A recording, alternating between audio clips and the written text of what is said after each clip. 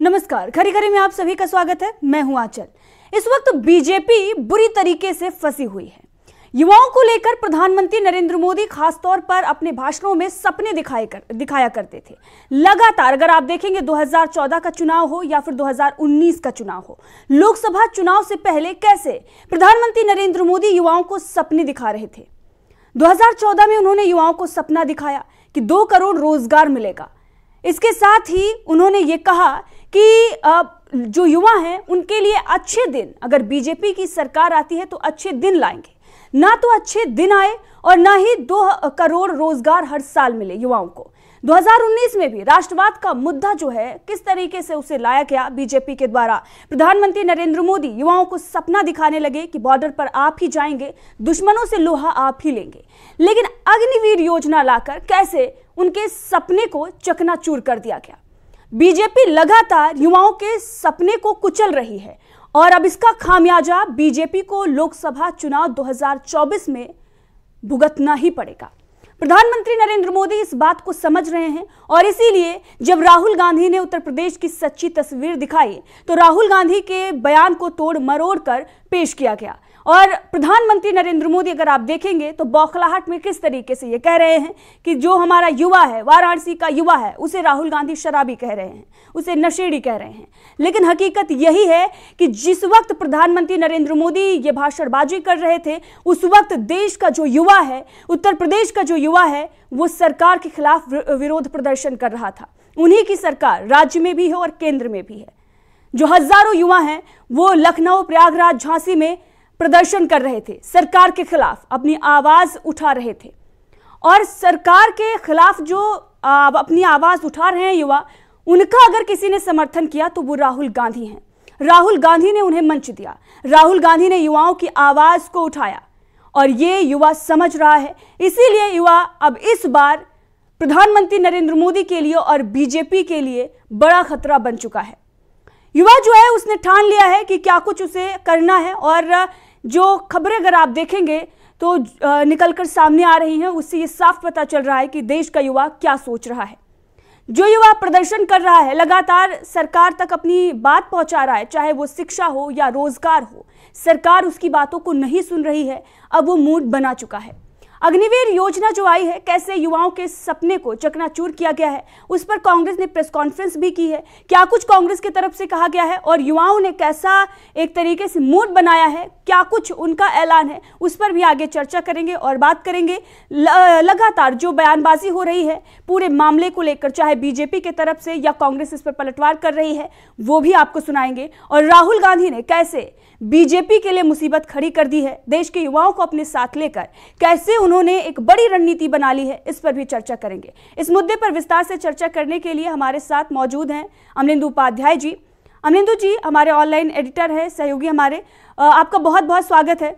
अमलेंदु जी, जिस तरीके से आप देख रहे हैं कि प्रधानमंत्री नरेंद्र मोदी युवाओं को लेकर भाषणबाजी कर रहे हैं, उनका डर जो है वो साफ झलक रहा है कि जो वादे उन्होंने युवाओं से किए थे वो पूरे नहीं हुए हैं, चाहे रोजगार का मुद्दा हो या शिक्षा का मुद्दा हो, या उनके द्वारा जो सपने दिखाए जा रहे थे कि बॉर्डर पर आप ही जाकर दुश्मनों से लोहा लेंगे। लेकिन कोई भी भर्ती नहीं निकल रही है, वैकेंसी नहीं है और जब भी पेपर होता है तो पेपर लीक हो जाता है। शिक्षा की वो बातें कर रहे थे, बीजेपी करती थी कि अगर बीजेपी की सरकार आएगी तो शिक्षा में बड़ा परिवर्तन लाया जाएगा। जो लोग भी बाहर जाकर पढ़ाई करते उन्हें नहीं जाना पड़ेगा, जो लोग पलायन कर रहे हैं वो अपने देश में ही रहेंगे, हर साल 2 करोड़ रोजगार मिलेगा। ना रोजगार मिला और शिक्षा का हाल तो आप देख ही रहे हैं, देश का युवा सड़क पर है, बार बार पेपर लीक हो जा रहा है और सरकार की नाकामी सामने आ रही है। तो जो प्रधानमंत्री नरेंद्र मोदी की घबराहट है वो इसीलिए है कि देश का युवा मूड बना चुका है कि 2024 में उसे क्या करना है। अमलेंदु जी, देखिए आंचल जी, आपने बिल्कुल सही बात कही और सही प्रश्न आपने उठाया और सही आपने जो था वो बताया जो अब चल रहा है देश के अंदर। सबसे बड़ी बात जो है वो यही है आंचल जी कि जब प्रधानमंत्री नरेंद्र मोदी 2014 के लोकसभा चुनाव के लिए प्रचार कर रहे थे तो उनके तमाम नारों के बीच में जो एक खास वर्ग था जिसको वो लक्षित कर रहे थे वो युवा वर्ग था। और यही बात वो कह रहे थे कि रोज़गार नहीं है और रोज़गार मिलेगा, हर साल 2 करोड़ रोज़गार दिए जाएंगे। ये बाकायदा उनकी गारंटियों में शामिल था, यानी कि जो आज मोदी की गारंटी कही जा रही है तो मोदी जी की गारंटी 2014 में ये थी कि हर वर्ष 2 करोड़ रोज़गार दिए जाएंगे। 2 करोड़ रोजगार हर वर्ष के हिसाब से अगर 10 साल का अगर देखा जाए तो 20 करोड़ रोजगार बनते हैं। वो 20 करोड़ रोजगार में मुझे नहीं लगता है कि 20 लाख रोजगार भी जो दिए गए हैं, बल्कि नौकरियां छीनी गई हैं। जो सरकारी आंकड़े हैं वही बताती हैं कि किस तरीके से सरकारी नौकरियां जो हैं वो खत्म हुई हैं और कितने पद जो हैं वो रिक्त है, वो अभी तक नहीं भरे गए हैं। तो जो युवा इस आशा में था 2014 में कि मोदी जी आएंगे तो रोजगार लेकर के आएंगे और नौकरियों की बहार होगी, देश की अंदर अर्थव्यवस्था बहुत अच्छी होगी, उसके सपनों पे एक तरीके से कहा जाए वो तुषारापात हुआ है। और उस युवा के सामने ये बात सामने खुल करके आ गई है कि प्रधानमंत्री नरेंद्र मोदी जो बातें कर रहे थे वो सिर्फ बातें थीं और उन बातों का कुछ जो है वो मोल नहीं है। यानी प्रधानमंत्री नरेंद्र मोदी की जो गारंटियां थीं 2014 से पहले, वो सारी मिथ्या गारंटी साबित हुई हैं।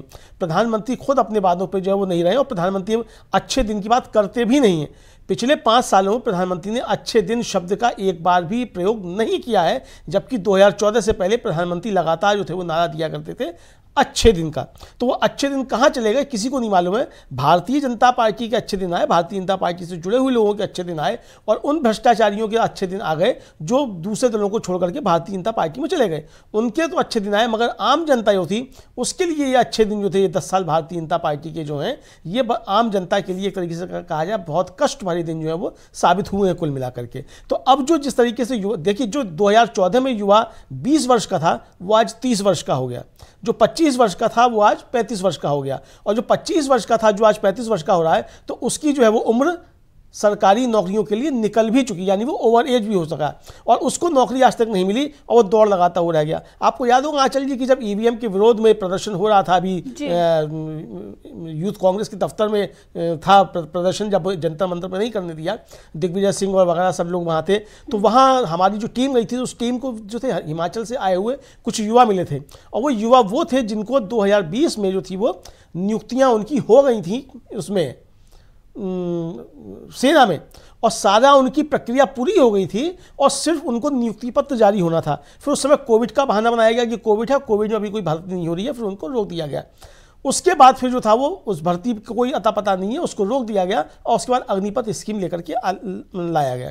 वो नौकरियां यानी जो आपकी सारी प्रक्रिया पूरी हो चुकी थी, बच्चे दौड़ते दौड़ते थक चुके थे, जिनके मेडिकल और रिटिन सब कुछ हो चुका था, कई लोग उनमें ऐसे थे जिनके 2-2 बार मेडिकल हुए थे, वो भी सब क्लियर हो चुका था, उसके बावजूद जो है उनको नौकरियां नहीं दी गई और आपने नई जो थी भर्ती निकाल दी अग्निपथ की। और उस अग्निपथ की स्कीम को लेकर के जो हमारे पूर्व सेना अध्यक्ष हैं वो भी जो थे उस पर प्रश्न चिन्ह लगा चुके हैं, उनकी किताब आ चुकी है नरवणे साहब की। उसी को लेकर के आज जिस तरीके से कांग्रेस ने प्रेस कॉन्फ्रेंस की, उस प्रेस कॉन्फ्रेंस में दीपेंद्र हुड्डा जो कांग्रेस के नेता हैं उन्होंने जिस तरीके से सवाल उठाए, उन्होंने बहुत महत्वपूर्ण उसमें सवाल उठाए हैं।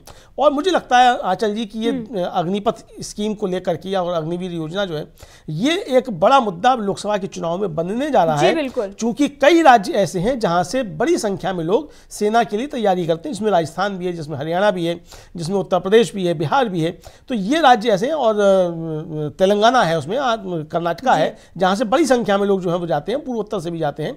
तो ये मसला जो है बड़ा एक जो है वो बनने जा रहा है लोकसभा के चुनाव में। आंचल जी बिल्कुल, अमरिंदर जी आपने बिल्कुल सही कहा। और अगर देखा जाए जो देश का युवा है, बिहार से लेकर, अगर बिहार की तस्वीरें आप देख रहे हैं, ये जन विश्वास यात्रा की तस्वीरें, वहां पर अगर देखा जाए तो वहां पर भी 75% जो ये भीड़ है उसमें युवा है। अब ऐसे में युवा जो हैं वो सिर्फ और सिर्फ रोजगार चाह रहे हैं इस वक्त। अगर आप देखेंगे तो रोजगार जो जहां पर सरकारें दे रही हैं वहां पर किस तरीके से, जो चाहे वो इस वक्त बिहार की हम बात कर लें या फिर तमाम और जो इससे पहले की सरकारें रही है, राजस्थान की बात कर ले, जो पहले गहलोत की सरकार रही है, वो लगातार रोजगार की बात कर रही थी, लगातार स्वास्थ्य की बात कर रही थी। लेकिन इस वक्त जो ध्रुवीकरण की राजनीति की जा रही है, अब वो जनता समझ चुकी है और इसीलिए जनता आप देखेंगे समर्थन जो है उन पार्टियों को दे रही है जो पार्टी ये कह रही है कि ना तो जात पात और ना ही धर्म देखकर आप वोट करिए, आप मुद्दों पर वोट करिए, सबको साथ लेकर चलेंगे। उन पार्टियों को अब चुना जा रहा है। अब ऐसे में कांग्रेस जो सबको जोड़ने की बात करती है, राहुल गांधी भारत जोड़ो न्याय यात्रा निकाल रहे हैं, लोगों को न्याय दिलाने के लिए, लोगों को जोड़ने के लिए जो जमीन पर वो लड़ाई लड़ रहे हैं, तो जनता का समर्थन उन्हें मिल रहा है। तमाम तस्वीरें अगर आप देखेंगे इस वक्त पूरे देश में अगर किसी का बोलबाला है तो वो राहुल गांधी हैं, राहुल गांधी के भारत जोड़ो न्याय यात्रा की। तो दूसरी तरफ बिहार में तेजस्वी यादव भी मोदी शाह की टेंशन बढ़ाए हुए हैं। ये तस्वीरें आप देखिए, ये राहुल गांधी की भारत जोड़ो न्याय यात्रा की हैं। जनता का समर्थन ऐसी पार्टियों को मिल रहा है, ना कि ऐसी पार्टियां जो ध्रुवीकरण कर वोट लेना चाहती हैं, जो सपने तो दिखाती हैं लेकिन वादे पूरे नहीं किए जाते और उसके बाद अग्निवीर जैसी योजना लाकर युवाओं के सपने को चकनाचूर कर दिया जाता है। अग्निवीर योजना की चर्चा हम कर रहे थे, आपने भी कहा अमलेंदु जी कि तमाम देश भर का जो युवा है, हर किसी का सपना होता है कि हम सेना में जाएं, लेकिन उनके साथ किस तरीके से मोदी सरकार जो है वो धोखा कर रही है, छल कर रही है। और इस पर कांग्रेस ने एक तरीके से बड़ा खुलासा भी किया है। दीपेंद्र हुड्डा का बड़ा बयान आया है, कांग्रेस नेता क्या कुछ उन्होंने कहा अमलेंदु जी, पहले वो वीडियो सुनाते हैं और उसके बाद आगे इस मुद्दे पर विस्तार से चर्चा करते हैं। दीपेंद्र हुड्डा का बयान सुनिए। अग्निपथ योजना को लेकर हम सरकार से सबसे पहले मैं सवाल पूछना चाहता हूं आपके माध्यम से कि ये योजना लाई जाए, ये किसकी मांग थी? आखिर किसकी मांग पे अग्निपथ योजना आई? ये निश्चित तौर से देश की फौज की मांग नहीं हो सकती, क्योंकि ये देश की फौज, देश का एकमात्र ऐसा संस्थान जिस पे हर देशवासी को गर्व है। देश के गौरवमय इतिहास में पार्टियां सरकारों में अंदर बाहर होती हैं, सत्ता में कोई रहता है कोई नहीं रहता, लेकिन देश की फौज एक ऐसी हमारी जिसने हमेशा देश के तिरंगा को ऊपर रखने का काम किया। चाहे वो 1971 की पाकिस्तान के साथ युद्ध हो, इंदिरा जी प्रधानमंत्री थी, लेकिन हमारी देश की फौज, भारतवर्ष की जीत हुई, पाकिस्तान के 2 टुकड़े हुए।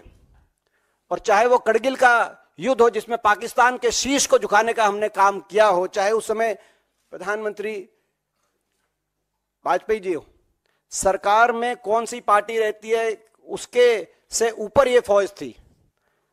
ये राजनीतिक बातों से ऊपर हमारी देश की फौज हमेशा रही है और देश को हमेशा अपनी फौज पे गौरव रहा है। और देश तो फौज में बदलाव की जरूरत क्यों आई, मैं सरकार से पूछना चाहता हूं। ना तो देश के नौजवान ने मांग करी, वो देश का नौजवान जो सुबह 4-5 बजे उठकर अपने खेत से निकलता है, स्टेडियम में खेत में दंड बैठक करके रेस लगाता है, तैयारी करता है, देशभक्ति का भाव जिसके दिल में कूट कूट के भरा है, ना तो उस नौजवान ने मांग करी, ना देश की फौज की तरफ से कोई मांग उठी। तो देश के हमारे general, former chief of army staff general MM Naravane ji ने कहा कि ये एकदम से आश्चर्यचकित करने वाला फैसला था, ना किसी राजनीतिक दल ने ये मांग करी। तो अमलेंदु जी दीपेंद्र हुड्डा को सुन रहे थे और वो ये बता रहे हैं कि ना तो देश का युवा मांग कर रहा था, ना ही सेना की तरफ से मांग की गई थी। तो आखिर मोदी सरकार ने ये कदम क्यों उठाया? क्यों? क्या सेना को कमजोर करने के लिए ये कदम उठाया गया है? प्रधानमंत्री नरेंद्र मोदी ने ऐसा फैसला क्यों लिया? देश के युवाओं को वो रोजगार देने की बात करते थे, देश के युवाओं को वो बड़े बड़े सपने दिखाते थे। वो सपने तो उन्होंने पूरा नहीं किए, लेकिन जो पहले से था उस रोजगार को भी छीनने का काम किया गया मोदी सरकार में। देखिए चलिए, इसके पीछे मूल वजह जो है वो मूल वजह ये है कि चूंकि ये सरकार आर्थिक मोर्चे पर बुरी तरीके से फैल रही है।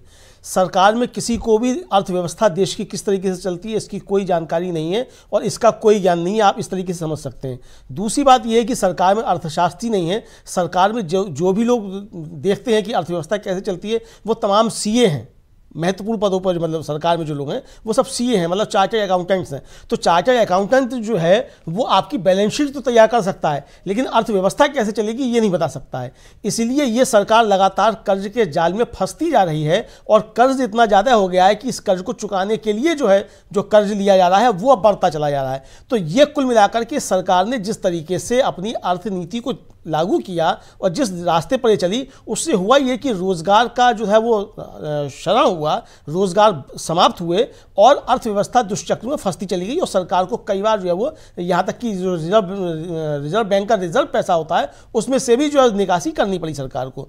तो ऐसे में चूंकि सरकार वहन नहीं कर सकती और सरकार अपनी नाकामियां जो है वो बता नहीं सकती, तो इसलिए इसको अग्निवीर और अग्निपथ करके जो है वो योजना का नाम दिया गया और ये एक शोषा एक तरीके से छोड़ा गया कि साहब अग्निवीर जो है वो बहुत महत्वपूर्ण है और बड़े क्रांतिकारी कदम जो सरकार ने उठाया है। लेकिन इसका जिस तरीके से पूरे देश भर में विरोध हुआ, युवाओं ने जिस तरीके से इसका विरोध किया, और आपको याद होगा कि जिस समय ये योजना घोषित की गई उसमें पूरे देश भर में बड़े हिंसक प्रदर्शन जो थे वो युवाओं की तरफ से हुए। बिहार में तो बहुत ज़बरदस्त तरीके से उसके प्रदर्शन हुए थे और फिर कहा गया कि साहब ये कोचिंग कराने वाले जो है वो इसको करवाना है, इस तरह की सब बातें सब की गई थी।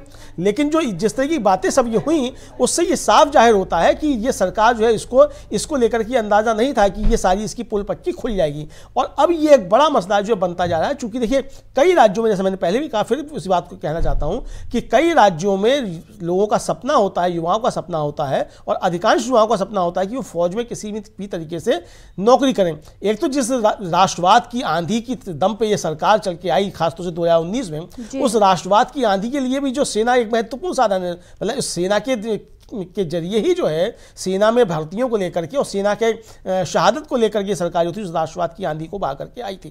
तो अब वो सेना का राष्ट्रवाद किस तरीके का राष्ट्रवाद होगा जब उस राष्ट्रवाद के लिए वहाँ आपको नौकरी करने के लिए स्थान ही नहीं होगा। आप 4 साल वहाँ नौकरी करके, मतलब 3 साल आप प्रशिक्षण लेंगे और 1 साल आप नौकरी करेंगे और उसके बाद घर आ जाएंगे आप। मतलब भरी जवानी में जो 18 साल का लड़का भर्ती होगा या 20 साल का लड़का भर्ती होगा, वो भरी जवानी में जो है वो रिटायर होकर के घर आ जाएगा। तो आपने युवाओं को रिटायर करने का जो है आपने नुस्खा पकड़ा दिया। दूसरा, आप जो अभी तक दावा किया करते थे कि भारत जो है वो युवाओं का देश है, जो आपकी यूएसपी आप क्या कहा करते थे कि भारत एक युवाओं का देश है, और युवाओं के बल पे आप जो है सारी दुनिया को बताया करते थे कि भारत जो है युवा शक्ति से भरपूर है और हम जो है सारी दुनिया के ऊपर राज करेंगे, विश्व गुरु हम जो बनेंगे वो इस युवा शक्ति के दम पर बनेंगे। आप निश्चित तौर पर युवा शक्ति के दम पर विश्व गुरु बन सकते हैं, बशर्ते कि उन युवा शक्ति को आप रोजगार दें, उस हाथ को आप जो है वो काम दें। जब उस हाथ को आप काम नहीं देंगे तो ये जो युवा शक्ति है ये फिर किस रास्ते पे जाएगी, ये सोचने का प्रश्न है। मुझे लगता है कि जिस तरीके से कांग्रेस ने इस मसले को उठाया है, तमाम विपक्षी दल इस मसले को उठा रहे हैं, और लोकसभा चुनाव से पहले जिस तरीके से कांग्रेस इस पर लगातार बात कर रही है, दीपेंद्र हुड्डा भी बात कर रहे हैं, सचिन पायलट ने भी आज इसको लेकर के मसले उठाए हैं, तो ये सारी जिस तरीके से मसले उठ रहे हैं, तो ये अग्निवीर योजना और युवाओं का रोजगार का मसला है, ये भारतीय जनता पार्टी के लिए गले की एक फांस जबरदस्त तरीके से बनता जा रहा है। और सिर्फ ये अग्निवीर योजना ही नहीं, ये तो उसका हिस्सा है।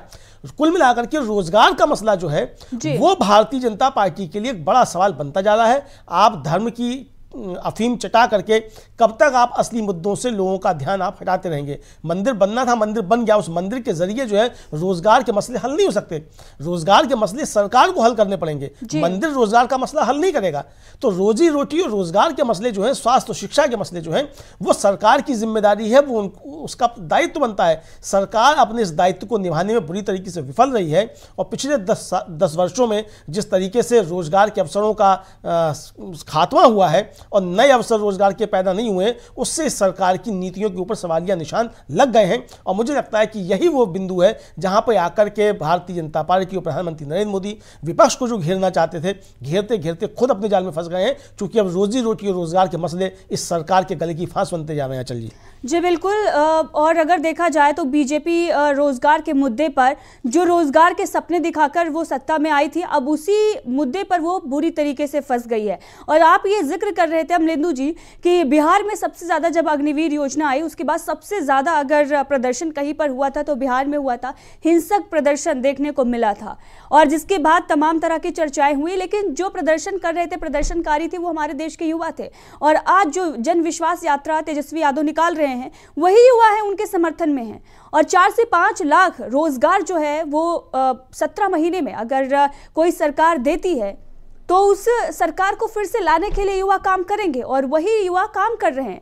अगर आप देखेंगे तो जो जन विश्वास यात्रा तेजस्वी यादव की निकाली जा रही है, अभी हम तस्वीरें आपको दिखा रहे थे, एक बार फिर से मैं तस्वीरें जो है वो दिखाऊंगी। और सिर्फ ये एक जगह की तस्वीरें नहीं है, अगर आप देखेंगे गया, चाहे वो सिवान हो, नवादा हो, तमाम क्षेत्रों में जहां भी तेजस्वी यादव जा रहे हैं, आप देखिए कितनी दूर दूर तक भीड़ नजर आ रही है। और बताया जा रहा है कि 70 से 80% जो लोग हैं ये युवा हैं इसमें, और ये सब तेजस्वी यादव को इसलिए सपोर्ट कर रहे हैं क्योंकि तेजस्वी यादव रोजगार की बात कर रहे हैं। वो ये कह रहे हैं कि अगर हमारी सरकार बनेगी, अगर हमने 17 महीने में इतना काम किया है, अगर 4 से 5 लाख रोजगार हमने दिए हैं, और एक एक विभाग में जो रोजगार दिए गए हैं उन्होंने रिकॉर्ड बना लिया है, तो फिर अगर हमारी 5 साल की सरकार आती है तो सोचिए हम कितना काम करेंगे। अब तेजस्वी यादव ने पहले काम करके दिखाया है, उसके बाद अब जनता का वो समर्थन मांग रहे हैं। बीजेपी ने सपने तो दिखाए लेकिन उन्होंने काम नहीं किए। राष्ट्रवाद का मुद्दा तो वो लेकर आए, लेकिन जो राष्ट्रवादी हैं उनके सपनों को उन्होंने चकनाचूर कर दिया।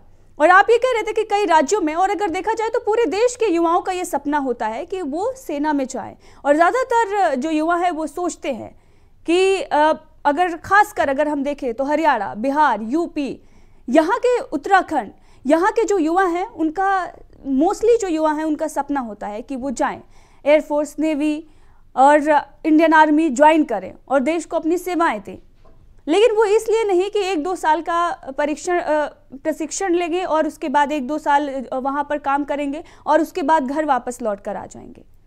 देखिए आंचल जी, आपने बहुत सही सवाल किया। और ये तेजस्वी यादव की जनविश्वास यात्रा निकल रही है, कल तो रात को 12 बजे तक जो है वो उनकी यात्रा जो निकली है और उसके बाद उन्होंने सभा को संबोधित किया है।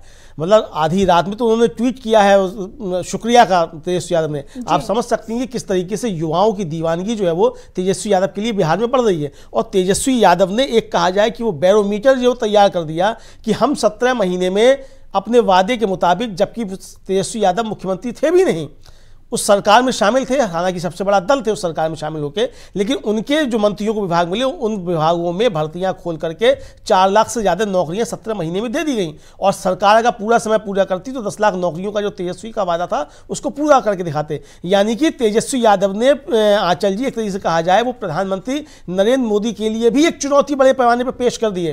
प्रधानमंत्री नरेंद्र मोदी ये दावा नहीं कर सकते कि पिछले 10 सालों में उन्होंने 1 लाख नौकरियां भी इस तरीके से दी होंगी, नहीं कर सकते ये दावा। लेकिन बिहार की आरजेडी और तेजस्वी यादव इस बात का दावा कर रहे हैं और वो सामने है। उत्तर प्रदेश से जाकर के लोगों ने जाकर के वहाँ नौकरियां ज्वाइन की हैं, मतलब दूसरे राज्यों से लोगों ने भी जाकर के वहाँ नौकरियां जो है ज्वाइन की हैं बिहार में जाकर के। तो यानी बिहार ने जो है कहा जाए चैलेंज जो है वो केंद्र सरकार के लिए पेश कर दिया है। तो इसलिए जो हम लोग बात कर रहे हैं वो यह कह रहे हैं कि जो विपक्ष को घेरने की प्रधानमंत्री नरेंद्र मोदी योजना बना रहे थे और जिसके दम पे योजना बना रहे थे, जो उनका सबसे बड़ा एक कहा जाए कि जो जिसको अपना समझते थे आधार वोट जो है वो युवा आज प्रधानमंत्री नरेंद्र मोदी के जबरदस्त तरीके से खिलाफ हो चुका है उनके प्रधानमंत्री के। और उसकी जो प्रतिध्वनि है, उसके परिलक्षण जो है वो हो रहा है तेजस्वी यादव की सभाओं में, वो हो रहा है राहुल गांधी की सभाओं में। वो कल हुआ जाकर के जब राहुल गांधी और अखिलेश यादव आगरा में एक साथ आए मंच पे, आप देखिए हम लोगों ने वहां की लगातार लाइव रिपोर्टिंग की है किस तरीके से वहां जन सैलाब उमड़ा है और उसमें युवाओं की हिस्सेदारी किस तरीके से, मतलब 80% तक उसमें युवा थे और सभी धर्मों जाति के युवा थे। ऐसा नहीं है किसी एक जाति एक धर्म के वहाँ युवा रहे हों।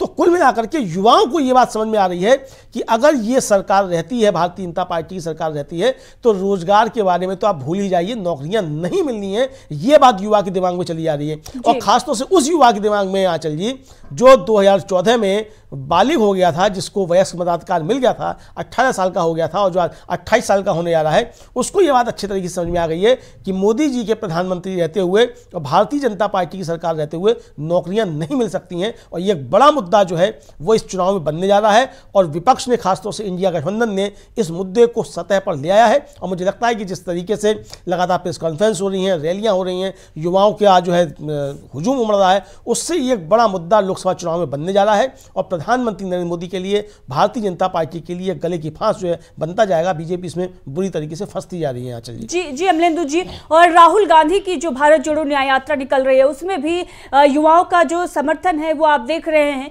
युवा कैसे उनसे मिल रहे हैं, लगातार अपने मुद्दों को अगर लेकर वो सरकार के पास तो जा ही, एक सरकार के खिलाफ जो है वो प्रदर्शन तो कर ही रहे हैं, सरकार उनकी बात भले ना सुने, लेकिन राहुल गांधी उन्हें समर्थन कर रहे हैं, राहुल गांधी मंच दे रहे हैं, राहुल गांधी उनसे बातचीत कर रहे हैं। और एक ऐसी वीडियो जो है वो आपको दिखाएंगे, राहुल गांधी जो युवाओं से बातचीत कर रहे हैं और किस तरीके से पेपर लीक मुद्दे को राहुल गांधी ने उठाया था। और उसके बाद से ही अगर आप देखेंगे तो पूरा नज़ारा जो है वो बदला नजर आया और किस तरीके से सरकार बैकफुट पर आई। तो राहुल गांधी ने जब युवाओं को सपोर्ट किया और अब राहुल गांधी पर ही युवा विश्वास कर रहे हैं, उन्हें इस बात का अंदाजा लग गया है कि अगर उनकी आवाज़ कोई उठा सकता तो वो राहुल गांधी हैं। राहुल गांधी ने ही समर्थन दिया, राहुल गांधी ने ही पेपर लीक का मुद्दा उठाया, जिसके बाद युवाओं को न्याय मिला है और उसके बाद ही सरकार बैकफुट पर आई है। वरना सरकार बैकफुट पर नहीं आती, युवा प्रदर्शन करते रहते, सरकार उनकी बातों को नहीं सुनती। राहुल गांधी ने मुद्दे को उठाया, बाकी और भी जो विपक्षी दल हैं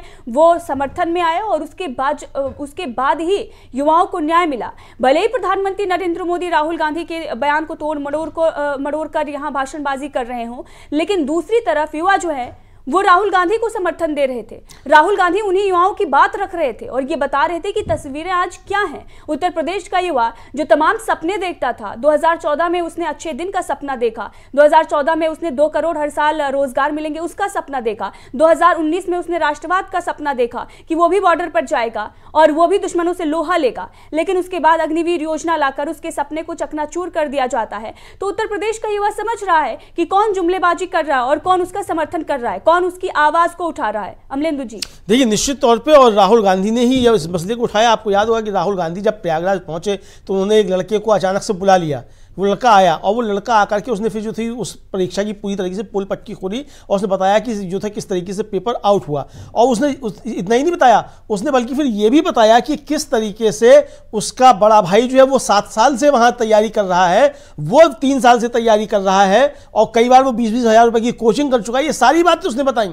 तो अब आप समझ लीजिए कि जो युवा 7 साल से तैयारी कर रहा है, नौकरियाँ निकली नहीं और नौकरियाँ निकली तो पेपर लीक हो गया और उसके बाद सरकार मानने को तैयार नहीं है कि पेपर लीक हुआ है। और जब राहुल गांधी इस मसले को उठाते हैं, अखिलेश यादव भी उसमें सुर में सुर मिलाते हैं, तब जाकर के सरकार जो है जागती है और मुख्यमंत्री योगी आदित्यनाथ को फिर जो है घोषणा करनी पड़ती है कि हम जो इसको री एग्जाम कराएंगे। जबकि एक दिन पहले तक जो उत्तर प्रदेश के उप मुख्यमंत्री केशव प्रसाद मौर्य वो दावा कर रहे हैं कि कोई जो है वो पेपर लीक नहीं हुआ है। और जो लोग इसके आंदोलन कर रहे थे पेपर लीक को लेकर के, उनके लिए कहा क्या जा रहा है कि उनको गिरफ्तारियां हुई, मतलब जो इसके एग्जाम को निरस्त करने की मांग कर रहे थे, छात्रों पे किस तरीके से अत्याचार हुए, ये सारी दुनिया ने देखा। पब्लिक डोमेन में कोई चीज़ नहीं है, हम अपनी तरफ से नहीं कह रहे, ये सारी चीज़ें पब्लिक डोमेन में हैं। और उसके बाद राहुल गांधी ने जब इसको मुद्दा बनाया और इलाहाबाद में जाकर के वो सारे देश में जब ये बातें पहुंची, तब जाकर के सरकार बैकफुट पे आई और सरकार को स्वीकार करना पड़ा कि इसमें कहीं ना कहीं कोई झोल है। उसमें फिर गिरफ्तारियां भी हुई हैं, अभी ये सूचना है। तो अगर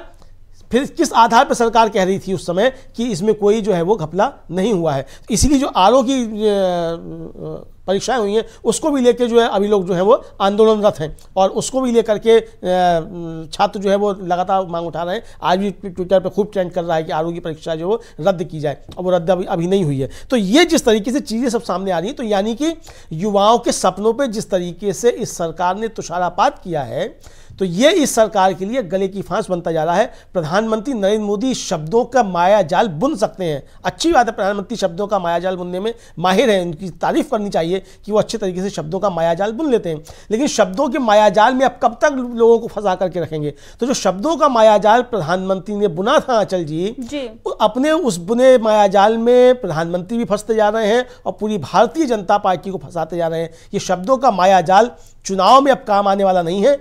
जमीन पे आपने क्या काम किया है, अब आधार वो बनेगा। मुझे लगता है कि अब जो चुनाव में मुद्दे बनेंगे और वोट देने का आधार जो बनेगा, खासतौर से युवा जिस मसले पर वोट देगा, वो रोजी रोटी और रोजगार के मसले पर वोट देगा। वो पकौड़ा तलने के लिए रोजगार नहीं देगा। प्रधानमंत्री पकौड़ा तलने को भी रोजगार कहते हैं, हालांकि पता नहीं वो कितना प्रधानमंत्री ने बताया था कि उन्होंने चाय बेची है, तो अब चाय बेचने के साथ साथ उन्होंने ये भी मालूम होगा कि पकौड़ा बेचने में कितनी आमदनी होती है, प्रधानमंत्री को अच्छे तरीके से मालूम होगा। तो मुझे नहीं मालूम कि कोई पकौड़ा बेचने वाला जो है वो करोड़पति हो गया हो। एक गुजरात के भाजी वाला कोई जो कहे जाते हैं उनको छोड़ करके, तो वो गुजरात के हैं तो करोड़पति हो गए होंगे, उनके बारे में कहा जाता है कि वो एक है जो भुजिया बेचते हैं, भुजिया वाले वो करोड़पति हो गए। तो कौन मतलब युवा जो मतलब पढ़ाई जो है वो किस लिए करता है? पकौड़ा तलने के लिए। तो ये जिस तरीके से शब्दों के मायाजाल प्रधानमंत्री बुनते हैं, उन शब्दों के मायाजाल में अब उन्होंने स्वयं भारतीय जनता पार्टी को फंसा दिया है। खुद तो फंसे ही फंसे हैं, और इस मायाजाल से निकलना जो है प्रधानमंत्री के लिए, भारतीय जनता पार्टी के लिए किसी हाल में अब संभव नहीं है। जो आपने 10 सालों का काम किया है, आपने यूपीए सरकार के पिछले 10 साल का तो आपने रिपोर्ट कार्ड पेश किया, लेकिन आपकी सरकार ने क्या काम किए हैं, इन 10 सालों का रिपोर्ट कार्ड इस चुनाव में प्रधानमंत्री नरेंद्र मोदी को, भारतीय जनता पार्टी को पेश करना पड़ेगा, तभी जाकर के चुनाव में कोई बात बनेगी। वरना दिक्कतें भारतीय जनता पार्टी के सामने बहुत ज़्यादा आ सकती हैं। अब ये उनकी रणनीति है कि वो किन मुद्दों को लेकर के आते हैं और किन मुद्दों से के जरिए इन मुद्दों को दबाने की कोशिश करते हैं। लेकिन मुझे लगता है कि ये मुद्दे अब सतह पर काफ़ी ज़्यादा हैं, और रोजी और रोटी और रोज़गार के मसले पर जिस तरीके से युवा परेशान है, वो अब भारतीय जनता पार्टी के जो दूसरे जो मुद्दे बनाए जा रहे हैं, जो तैयार किया जा रहा है मायाजाल, उसमें फंसने वाला अब नहीं है। भारतीय जनता पार्टी के लिए परेशानियां बढ़ती जाएंगी। जी बिल्कुल अमलेंदु जी, और जिस युवाओं के दम पर प्रधानमंत्री नरेंद्र मोदी दम भरते थे, आज वही युवा क्या कह रहा है, किस तरीके से बीजेपी सरकार की पोल खोल रहा है और कैसे वो ये बता रहा है कि उसके साथ अन्याय हो रहा है। ये वीडियो आप देख रहे हैं। इस प्रोड्यूसर से मैं कहना चाहूंगी कि इस वीडियो को एक बार सुनाएंगे कि किस तरीके से एक युवा ये बता रहा है कि उत्तर प्रदेश में क्या कुछ होता है और किस तरीके से राहुल गांधी उसका समर्थन कर रहे हैं। पेपर लीक का जो मुद्दा है ये उस वक्त का ही ये वीडियो है राहुल गांधी का, और सरकार उसके बाद ही बैकफुट पर आई है और ये वीडियो जमकर वायरल हुआ था। अमलेंदु जी, आपने देखा था कि राहुल गांधी ने जब उस युवा को बुलाया और क्या कुछ उसने बताया। इस वीडियो को सुनाएंगे, सुनिए। यहाँ पे पेपर लीक वाला कोई लड़का है? आ जाओ। नाम क्या है तुम्हारा? अंकित। पूरा नाम क्या है? आ जाओ ऊपर।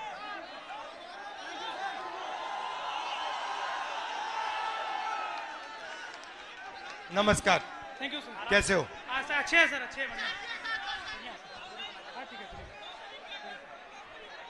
आप कितने समय से कौन से पेपर की तैयारी की आपने? सर मैं यूपीपी की तैयारी कर रहा हूँ, 3 साल से इलाहाबाद में हूँ।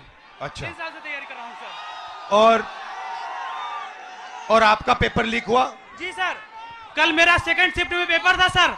पूरे कॉलेज के हर बच्चों के मोबाइल में पेपर पहले से अलाउ है सर। सारे बच्चे बैठ के पेपर रट रहे हैं, सब के सब। और इसी तरह मेरे बड़े भाई 7 साल से इलाहाबाद में संघर्ष कर रहे हैं। आरओ का पेपर देने गए सर, कमीशन बोल रहा है नहीं है, लेकिन सबके मोबाइल में वो पेपर था सर, सबके मोबाइल में पेपर था। तो नुकसान तो आपका हो रहा है। जी सर। और नुकसान इन सब युवाओं का हो रहा है। सर मेरे सभी भाइयों का हो रहा है नुकसान। फायदा किसका हो रहा है? फायदा सर सरकार का हो रहा है सर। 50-60 हजार भर्ती निकाली है, 150 रुपए के हिसाब से लाखों करोड़ों रुपए वसूल के रख ली, और परीक्षा सर होम डिस्ट्रिक्ट में करके नकल का पूरा भरमार लगा दिया सर। सबने अपने अपने जिले में अपने अपने कॉलेज में सेटिंग किया है और सब उसी सेटिंग में अपने जो है सर नकल करा रहे हैं और नकल कर रहे हैं। और आपने पढ़ाई में कितना समय दिया और कितना पैसा लगाया? सर मेरा अब तक पढ़ाई में मेरे माता पिता से लाखों रुपए खर्चे हो गए सर। मैं इलाहाबाद में आकर 20,000 रुपए की 2 बार कोचिंग कर चुका हूँ सर। कई बार सर मेरिट 130 क्वेश्चन में 110 करके आने पर भी नकल के भरोसे मेरिट इतनी हाई चली जाती है सर, हम लोग का जॉब नहीं हो पाता है सर। अब बताइए 130 में 110 क्वेश्चन करके आए फिर भी हम लोग का नहीं हो पा रहा है। आप कौन से वर्ग के हो? हम सर ओबीसी जात से आते हैं। आप ओबीसी के हो? जी सर। अच्छा, अब अच्छी तरह सुनो। देश में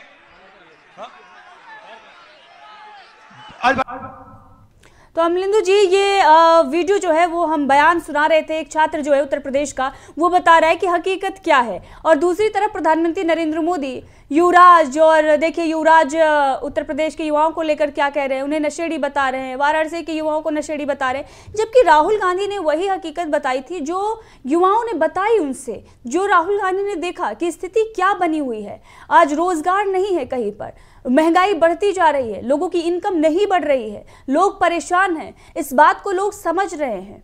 और इसीलिए आप देखेंगे तो ये जो जनता है, जो युवा है, वो इसीलिए राहुल गांधी के समर्थन में आया है, राहुल गांधी से अपनी बात रख रहा है और ये कह रहा है कि आप हमारी आवाज़ जो है वो बन सकते हैं।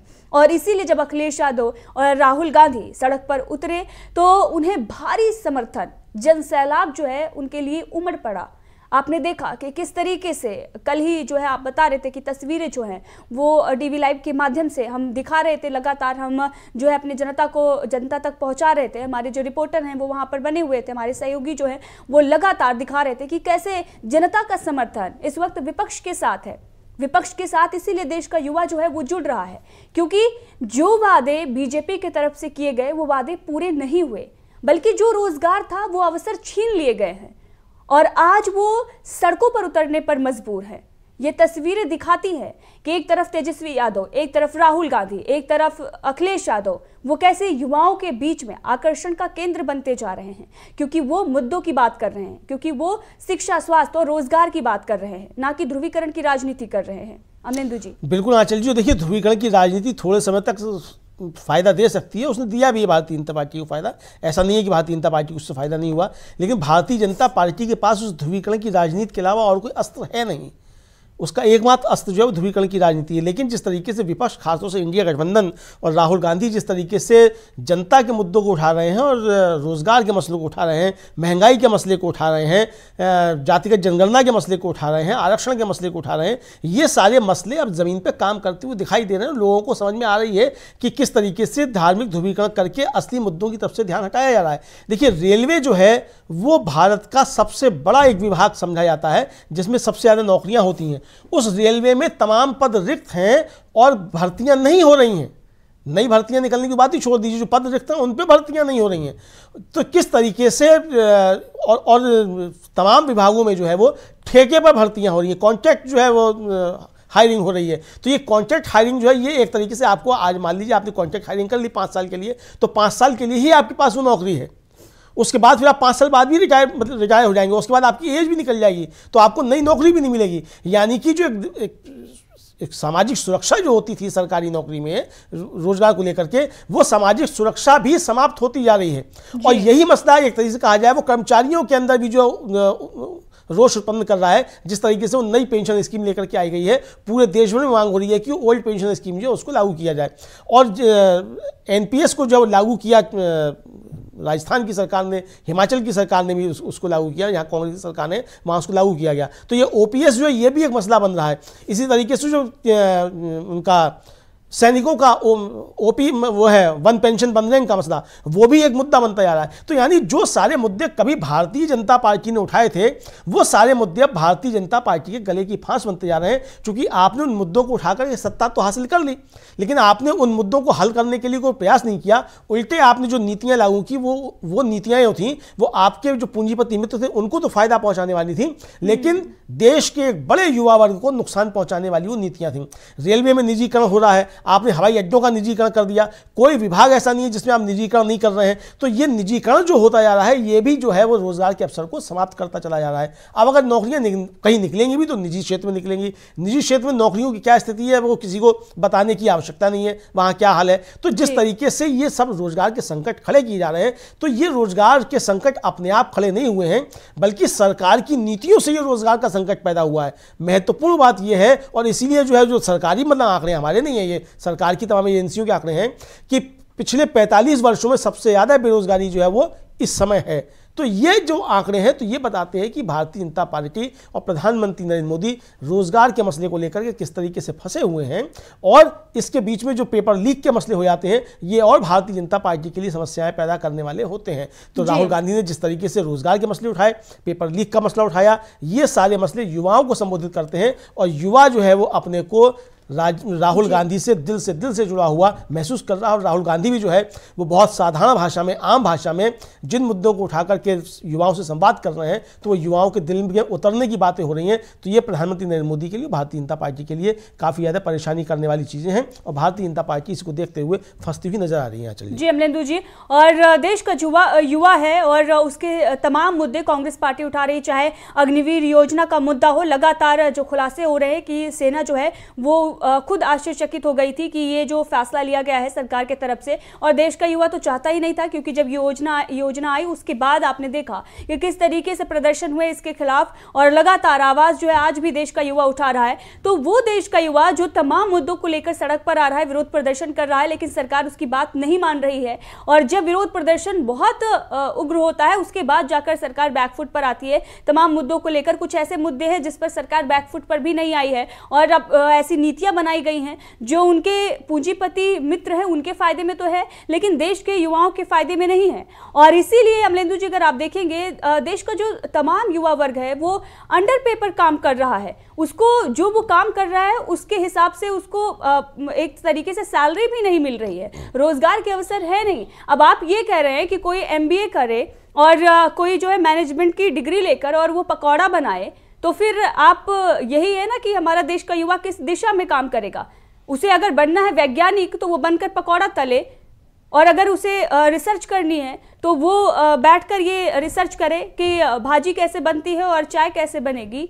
तो ये देश का भविष्य क्या होगा, देश का भविष्य कैसे हम तय करेंगे, कैसे हम बड़े बड़े देशों को हम पछाड़ेंगे, कैसे भारत जो है वो आगे निकलेगा अगर इसी तरीके की सोच हमारी रहेगी। तो तमाम तरह के जो मुद्दे हैं अमलेंदु जी, और जो इंटरनल सर्वे आ रहे हैं वो भी बता रहे हैं कि देश का जो युवा है, युवा वर्ग नाराज है मोदी सरकार की नीतियों से, प्रधानमंत्री नरेंद्र मोदी के जुमलों से, और इसीलिए वो विपक्ष का समर्थन कर रहा है। देश का युवा इनका तंबू उखाड़ने के लिए तैयार बैठा है, और इस बात का अंदाजा प्रधानमंत्री नरेंद्र मोदी को भी है और बीजेपी को भी है। निश्चित तौर पर आंचल जी, और देखिए ये जो आभास है प्रधानमंत्री को, ये प्रधानमंत्री की देह भाषा और प्रधानमंत्री की भाषा दोनों में स्पष्ट रूप से दिखाई पड़ रहा है कि प्रधानमंत्री जिस तरीके से बोल रहे हैं और जिस तरीके से शब्दों की मर्यादा तोड़ रहे हैं, उससे ये साफ जाहिर होता है कि प्रधानमंत्री इस बात को समझ चुके हैं कि अब बहुत हो चुका और ये अंतिम समय है इस सरकार का। प्रधानमंत्री की शायद समझ में ये बात आ गई है, इसीलिए उनकी शब्दों की मर्यादा लगातार टूट रही है। राहुल गांधी ने जो एक वाकया बताया कि काशी में आकर के उनसे युवा मिले, तो उन्होंने वो वाकया बताया था, और जो उनसे आके लोगों ने बातें की वो बताया था। प्रधानमंत्री ने उसको जो था किस तरीके से कहा कि नशेड़ी कहा गया। तो ये प्रधानमंत्री जिस तरीके से शब्दों को तोड़ने मोड़ने का काम कर रहे हैं, तो ये प्रधानमंत्री की हताशा को जो है बता रहा है कि प्रधानमंत्री किस तरीके से हताश हो चुके हैं। यानी आप मुद्दों पर आप जवाब देने की स्थिति में नहीं है जी। जो विपक्ष मुद्दे उठा रहा है, आपके पास उन मुद्दों के कोई उत्तर नहीं है, और अगर आपके पास उनके कोई उत्तर होते तो आप बताते कि हमारी सरकार ने ये काम किया है, हमारी सरकार ने इतनी नौकरियां दी हैं। यानी अब अगर 100 नौकरियां देनी होती हैं तो उसके लिए जो बड़ा इवेंट किया जाता है कि प्रधानमंत्री आज जो 100 नियुक्ति पत्र बांटेंगे, ये स्थिति है। तो ये जिस तरीके से लगातार मैंने जिस तरीके से कहा कि निजीकरण जिस तरीके से बढ़ रहा है, जिस तरीके से लगातार महंगाई बढ़ रही है, तो एक तरफ महंगाई बढ़ रही है, दूसरी तरफ निजीकरण हो रहा है, रोजगार के अवसर कम हो रहे हैं, जो नौकरियां हैं उनमें तनख्वाहें कम हो रही हैं। ये सारी चीज़ें कुल मिलाकर के देश की बिगड़ती हुई अर्थव्यवस्था की द्योतक हैं, और ये बिगड़ती हुई अर्थव्यवस्था भी प्रधानमंत्री के लिए एक चुनौती है। प्रधानमंत्री बातें कितनी करें, सदन में खड़े होकर चिल्लाने से कि एक अकेला सब पे भारी, देश की अर्थव्यवस्था नहीं सुधर जाया करती है।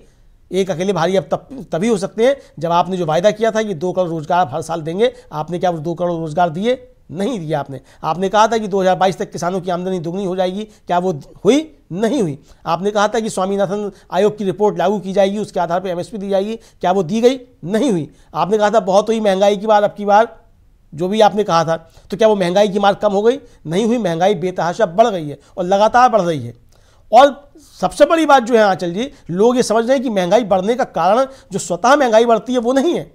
एक होता है कि अर्थव्यवस्था में जब बूम आता है तब महंगाई बढ़ती है, यहां तो उल्टा हो रहा है। अर्थव्यवस्था में बूम नहीं आ रहा था, अर्थव्यवस्था डाउन जा रही है और महंगाई आ रही है। तो ये सरकार की नीतियों से महंगाई हो रही है और सरकार की नीतियों से ही रोजगार खत्म हो रहे हैं। तो ये बात जो है अब साधारण से आदमी को भी ये बात समझ में आने लगी है, और यही भारतीय जनता पार्टी के गले की फांस बनती जा रही है। जी बिल्कुल अमलेंदु जी, आपका बहुत बहुत धन्यवाद इस मुद्दे पर विस्तार से चर्चा करने के लिए, और हमारे तमाम दर्शक साथी जो हमसे जुड़े हैं, आप सभी का बहुत बहुत धन्यवाद। और जिस तरीके से आप देख रहे हैं, देश का युवा जो है वो मन बना चुका है, वो ठान चुका है कि उसे क्या निर्णय लेना है, और इस बात का अंदाजा बीजेपी को भी है और प्रधानमंत्री नरेंद्र मोदी को भी है, और इसीलिए वो तमाम तरह से भाषणबाजी कर रहे हैं। लेकिन दूसरी तरफ युवाओं का समर्थन किसे मिल रहा है, वो भी तस्वीरें हमने आपको दिखाई, और इस बार युवा जो है वो तय कर चुका है कि इस बार तंबू उखाड़ना है, और जिस युवाओं के बल पर, जिनके दम पर दम भरते थे प्रधानमंत्री नरेंद्र मोदी, अब वही तैयार बैठे हैं कि इस बार सबक सिखाना है 2024 के लोकसभा चुनाव में। तो देखना होगा कि क्या कुछ होता है और युवा किस तरीके से फैसला लेते हैं, क्या कुछ आगे लोकसभा चुनाव से पहले नीतियां जो है वो बनाई जाती हैं, क्या युवाओं को खुश करने की कोशिश बीजेपी सरकार के तरफ से की जाती है, या फिर जो माहौल बना हुआ है और जिस तरीके से युवा उनके विरोध में खड़े हुए हैं वो मोदी सरकार को भारी पड़ेगा। तो देखना होगा आगे आने वाले दिनों में क्या कुछ होता है। मैं आंचल आपसे चाहूंगी